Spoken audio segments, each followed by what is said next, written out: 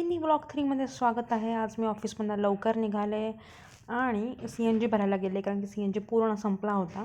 आणि तिथंच मला ही जी पुढची गाडी दिसते त्यातले काका भेटले.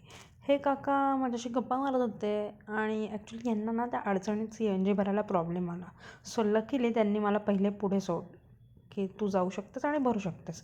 पण CNG भरता भरता आमच्या खूप इंटरेस्टिंग गप्पा झाल्या. त्यात त्यांनी मला शेअर केलं की पुण्यामध्ये आजकाल गाडी चालवणं किती अवघड झालेलं आहे.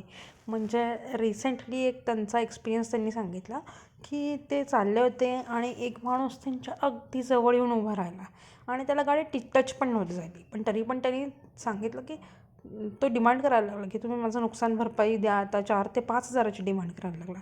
तर असं लुटारूपणा पुण्यामध्ये चालला आहे असं त्यांनी मला शेअर केलं. तर मला तर असा अनुभव नाही आला, परंतु किती जास्त ट्रॅफिक लागतं माहिती आहे पुण्यामध्ये रोज. आजकाल तर मला रोज घरी जायला 2 तास लागत आहेत. म्हणजे मी 6ला निघाले तर मी 8 किंवा 8:30ला पोचते आहे. सो खूप एक्झॉस्टिंग आहे हे सगळं. आज पण मी 8:22ला पोचले, तुम्ही बघू शकता या व्हिडिओमध्ये. आणि जाता जाता बघू शकता की ना मला नवले ब्रिजच्या इकडे अगेन एक ॲक्सिडेंट, माहिती नाही ॲक्सिडेंट होता की नाही, परंतु येस तिथे एका कारला ना आग लागली होती. तर तो ॲक्सिडेंट कसा काय झाला होता आणि ते मला माहिती नाही, परंतु खरंच हे खूप टेन्शन देतं मला विचार करून की त्या ब्रिजवर काही ना काहीतरी घडतच असतं.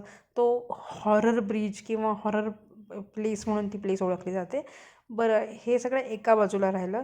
पण लेट झाला की ऑलरेडी मला टेन्शन असतं की एक तर मी लेट झाली आहे आणि सेकंड थिंग इज रुद्रांश माझी वाट बघतो आहे. तर माझं एकदम जीव वर खाली होत असतो. आणि फायनली मी 8:22 का होईना पोचले घरी. घरी गेल्यावरती मला लकीली स्वयंपाक नव्हता करायचा, कारण की माझ्या सासू-सासऱ्यांनी वडापावचा पीठ केला होता आणि तो खायला मला बोलवलं होतं.